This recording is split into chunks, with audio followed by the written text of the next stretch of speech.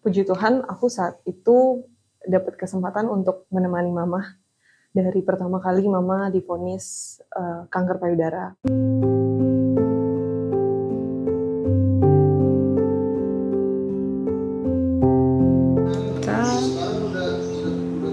Cocok tuh. Lagi tentang relationship. Saat itu mama aku temani ke USG dan mamografi untuk cek payudara mama karena ada benjolan di sebelah kanan. Ketika kita cek, hasilnya keluar sama dokter USG, dan saat itu kan kita masih belum ngerti ya artinya apa. Tapi di situ tulisannya biras 5 yang kita lihat di internet, ternyata sangat dicurigakan ganas. Dek, jangan ditiban dadaku. Oh iya, oh my god, Tuhan tolong.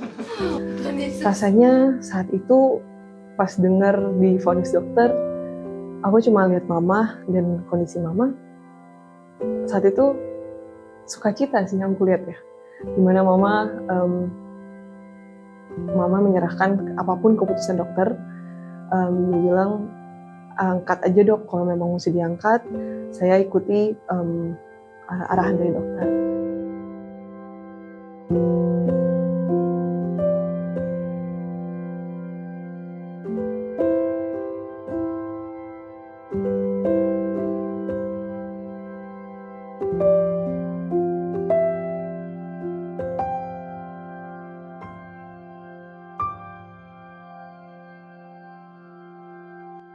Aku percaya aja ini semua jalannya Tuhan, dan kita sebagai satu keluarga sepakat pada saat itu divonis, mama baru divonis banget tuh langsung pulang ke rumah, dan kita diskusi sama-sama di meja makan, di ruang tamu juga kita obrolin baik-baik jalan tengahnya seperti apa untuk menghadapi situasi yang seperti ini. Ada sebagian besar kita harus tersetuju sama mama, karena emang kejadian ini bukan kejadian ini, emang orang tidak ada yang mau kejadian seperti ini kan, pasti kan gak ada yang mau, dan ya kita harus lewatin aja. Jadi kita berbagi tugas, kita berbagi pikiran, kita harus samain pikiran, kita fokus ke mama dulu. Jadi kalau mama minta apa kita harus dengerin.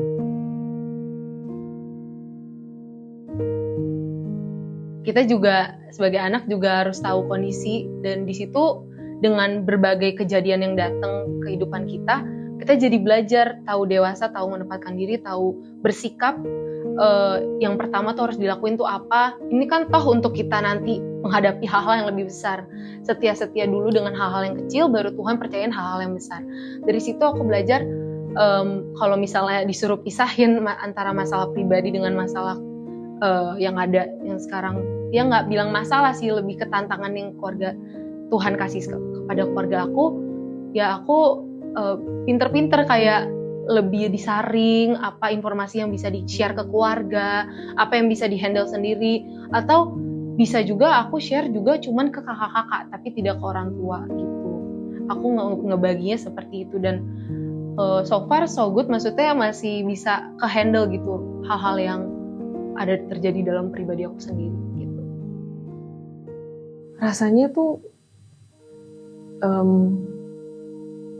kita langsung berpikir bahwa kayak apapun yang di pikiran kita, apapun rencana kita atau rencana aku pribadi nih ke depannya, ini sekarang saatnya kita fokus ke mama karena mama butuh perhatian lebih khusus gitu, dan bukan mengasihani ya, tapi lebih kepada menopang setiap kebutuhan mama, kebutuhan apapun yang ada di lingkungan mama, itu kita yang jaga supaya mama nggak usah, gimana caranya supaya mama nggak usah pikirin hal itu, tapi mau fokus untuk kesembuhan mama aja.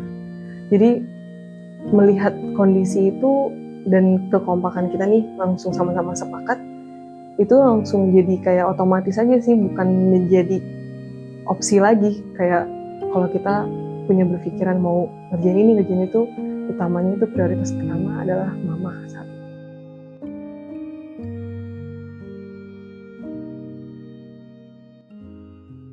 Itu kejadiannya spontan banget sih. Jadi saat itu tuh mama baru pulang dari rumah sakit. Dia habis pasang kemoport, dan mama juga udah jalanin kemoterapi pertama. Itu minggu kedua setelah minggu kemoterapi pertama. Dan rasanya tuh mama dari rumah sakit, aku yang temenin saat itu. Dari rumah sakit tuh rambutnya udah rontok banget, terus kayak udah gatel-gatel banget. Dan mama tuh udah bilang, "Mbak Dek, nanti pas pulang tolong cukurin rambut mama ya, mama udah gatel banget." Dan kita sampai rumah,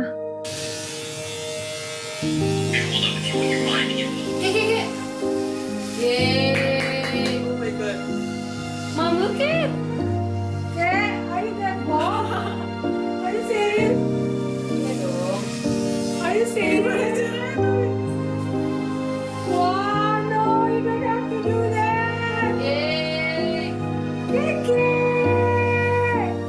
you don't have to do that.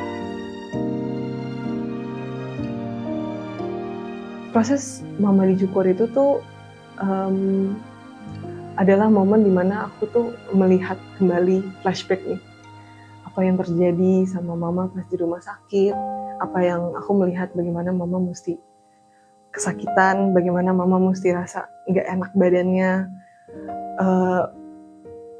bagaimana mama yang happy banget, yang semangat banget, dia mesti ngalamin hal ini di tengah-tengah kehidupannya. Dan aku ingat juga waktu aku kecil, bagaimana mama sangat membela aku sebagai anak untuk membentuk karakter ya. Dan itu membentuk karakter bukan berarti suatu hal yang selalu enak buat anak, tapi dia selalu paksakan yang terbaik buat anaknya supaya mempunyai karakter yang baik, bukan cuman edukasi yang baik, tapi karakter yang dia tuh paling penting karakter lah.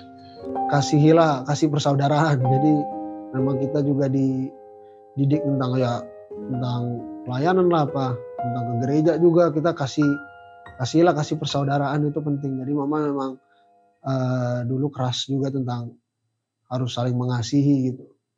Dan dia selalu stand up for us as a mom, dan melihat apa yang dia jalani saat ini tuh kayaknya mama tuh selalu stand up buat kita anak-anak. Terus aku mesti lihat mama kesakitan.